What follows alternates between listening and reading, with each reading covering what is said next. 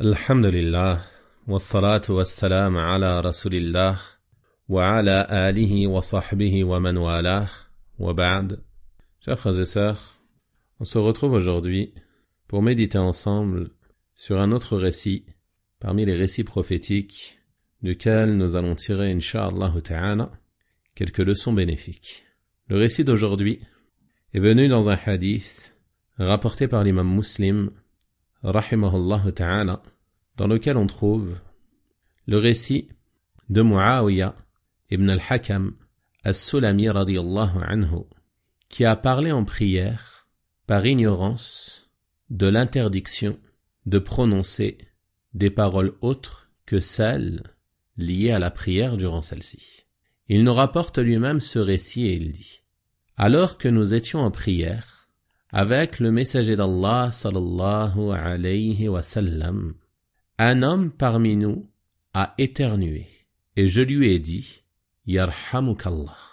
En effet, lorsque quelqu'un éternue et loue Allah et dit Alhamdulillah après avoir éternué, il est de son droit que l'on lui dise Yarhamukallah, même si tu es occupé, même si tu es en train de lire ou autre. Il est légiféré pour toi et il t'est demandé de dire à ton frère ou à ta sœur qui a éternué et loué Allah, Yarhamukallah, ou, si tu t'adresses à une femme, Yarhamukillah. Et ce car le prophète sallallahu alayhi wa sallam a ordonné cela. Et ceci fait partie des droits du musulman sur le musulman. Et si quelqu'un éternue en prière, il n'y a pas de gêne à ce qu'il loue Allah. Il dit Alhamdulillah, car ceci est une louange, et il est permis de louer Allah durant la prière. Mais il le fera à voix basse. Et ceux parmi les prieurs qui peuvent l'entendre dire Alhamdulillah, étant donné qu'ils prient, ils ne lui diront pas Yarhamukallah, car il n'est pas permis de parler durant la prière. Et ce compagnon, radiyallahu anhu, ignorait ce jugement. C'est pour cela qu'il dit: les gens jetèrent alors leur regard sur moi, à titre de blâme et de réprimande. Ils se sont tournés vers lui et ont jeté leur regard sur lui, car il avait parlé en prière. Ils l'ont donc réprimandé par le regard, car il ne pouvait pas parler. Ils ont donc fait ce qui était en leur capacité. Mais ce dernier n'a pas compris pourquoi il le regardait. Il leur dit alors, continuant de parler: qu'avez-vous à me regarder? Il continue de parler par ignorance du jugement. Alors les compagnons radiyallahu anhum se mirent à taper avec leurs mains sur leurs cuisses, toujours à titre de réprimande. En les voyant faire, Muawiyah radiyallahu anhu nous dit qu'il comprit alors qu'il voulait le faire taire. Mais il ne comprenait pas pourquoi, mais il a toutefois gardé le silence. Il n'a pas continué de faire objection à leurs remarques, malgré qu'il ne comprenait pas ce qu'il avait fait de mal. Mais il garda le silence. Lorsque le messager d'Allah sallallahu alayhi wa sallam termina la prière, il s'adressa alors à Muawiyah radiyallahu anhu, afin de lui expliquer le jugement de ce qu'il avait fait. Et Muawiyah radiyallahu anhu nous dit au sujet du messager d'Allah sallallahu alayhi wa sallam: je n'ai jamais vu avant lui, ni après lui, un enseignant meilleur que lui dans sa manière d'enseigner. En effet, le messager d'Allah sallallahu alayhi wa sallam est le meilleur des hommes. Et sa manière d'enseigner et de transmettre cette religion est la meilleure des manières.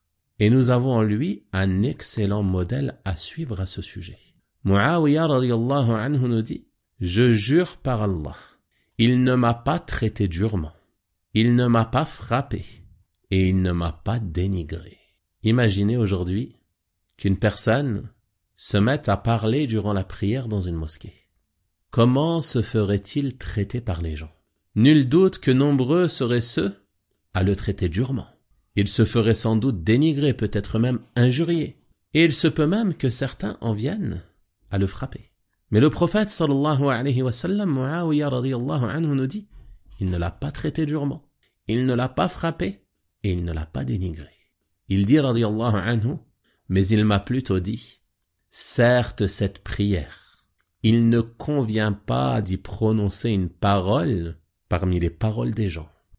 mais on n'y prononce que le tasbih, la proclamation de la pureté d'Allah, Subhana Rabbiyal Azim, Subhana Rabbiyal A'la, le takbir, la proclamation de la grandeur d'Allah, Allahu Akbar, le takbir de sacralisation et les takbirs de transition, lorsque tu changes de position, et la récitation du Coran. Telle fut la manière du prophète sallallahu alayhi wa sallam d'enseigner ce jugement d'une grande importance à ce noble compagnon Muawiyah radiyallahu anhu. Ensuite Muawiyah radiyallahu anhu de lui dire: Ô messager d'Allah, je viens tout juste de quitter la jahiliya, c'est-à-dire la période de l'ignorance avant l'islam. Muawiyah radiyallahu anhu était donc un nouveau musulman. Et Allah est venu à nous avec l'islam, cette religion qui les a fait sortir des ténèbres de la mécréance et du polythéisme à la lumière de la foi et du culte exclusif voué à Allah subhanahu wa ta'ala.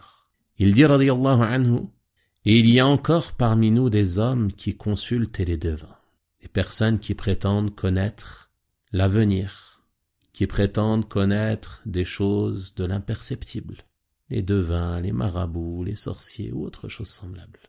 Le prophète sallallahu alayhi wa sallam lui dit alors: ne les consulte pas. Il lui interdit clairement de se rendre auprès d'eux, car ceci fait partie des choses les plus graves qui puissent être commises par le musulman. Ensuite il lui dit: et il y en a parmi nous qui croient aux augures. Le prophète sallallahu alayhi wa sallam lui dit alors: ceci est une chose qu'ils ressentent en eux, mais que cela ne les empêche pas d'accomplir ce qu'ils avaient l'intention de faire. On voit donc à travers ce hadith l'excellente manière qu'avait le prophète sallallahu alayhi wa sallam d'enseigner le bien aux gens. Le prophète sallallahu alayhi wa sallam était doux. Il savait comment parler aux gens et comment leur enseigner la religion. On voit ici qu'il a expliqué à ce compagnon radiyallahu anhu qu'il n'est pas permis de prononcer des paroles durant la prière qui ne font pas partie de celle-ci.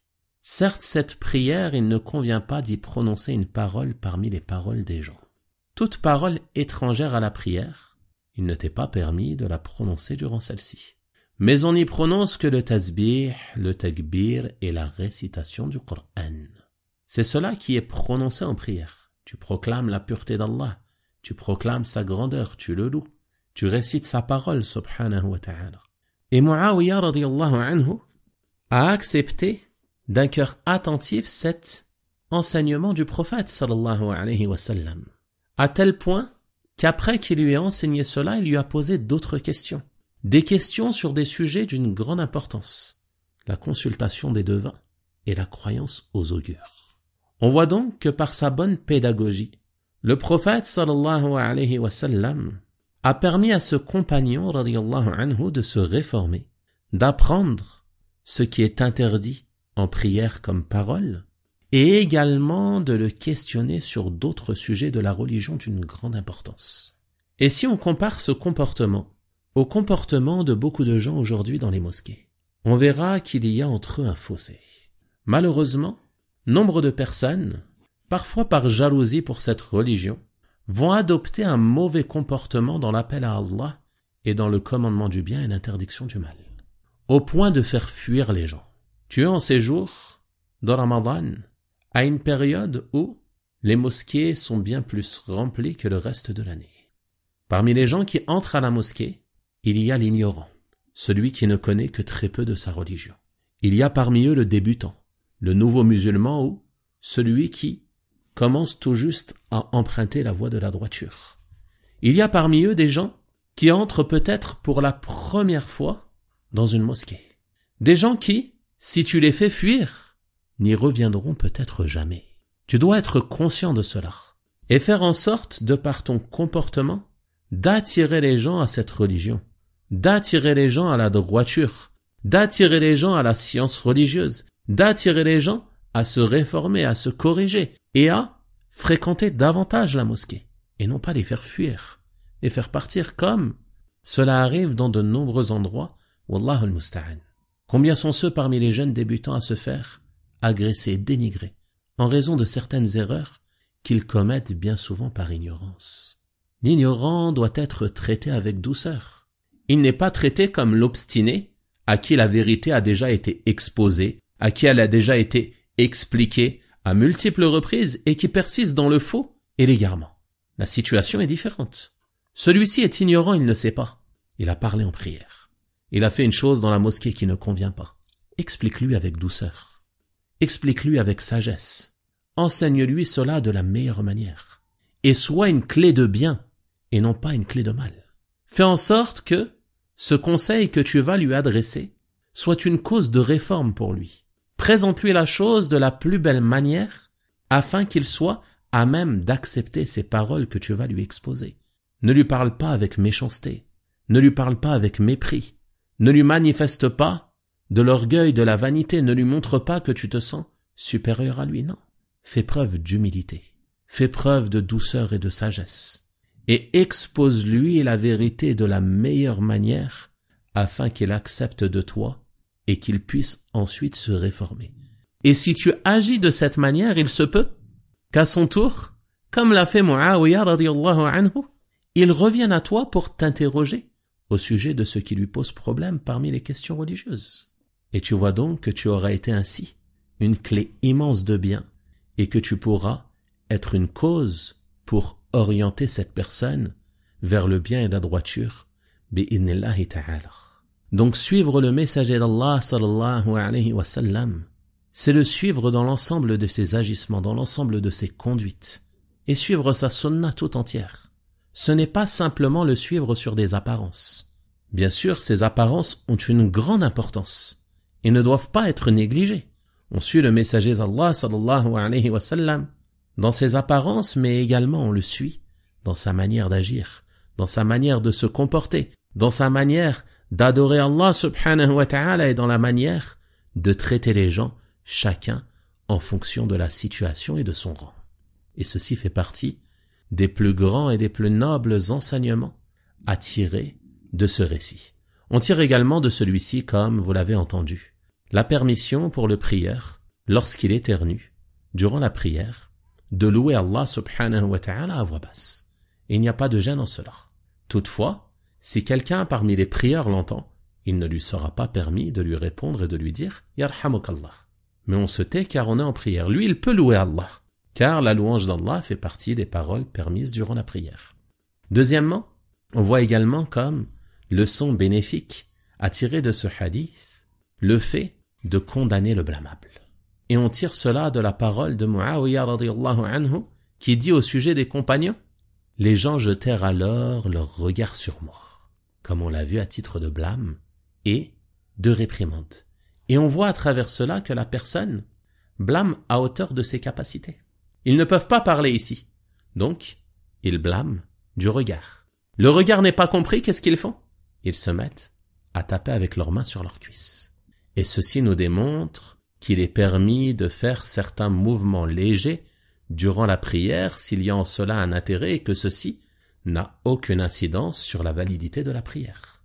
Si une mère est en train de prier et qu'elle voit son enfant s'apprêter à se diriger vers une chose dangereuse, nul gêne à elle à taper des mains afin de l'avertir et qu'il délaisse cela.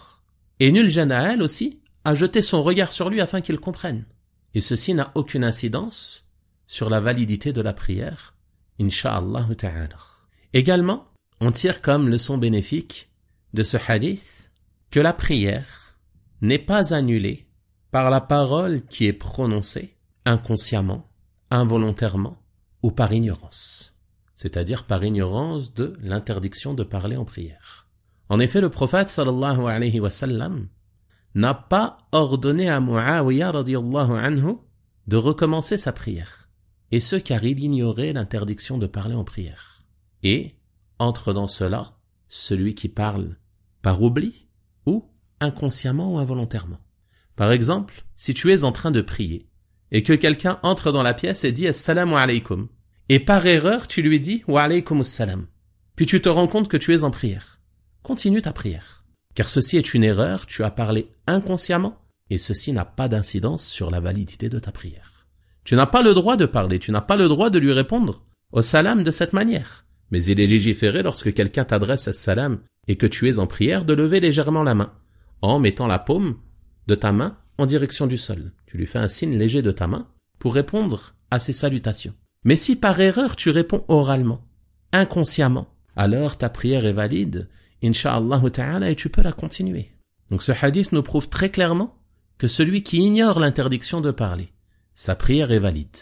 Car le prophète sallallahu alayhi wa sallam l'a seulement informé de l'interdiction et ne lui a pas ordonné de recommencer la prière.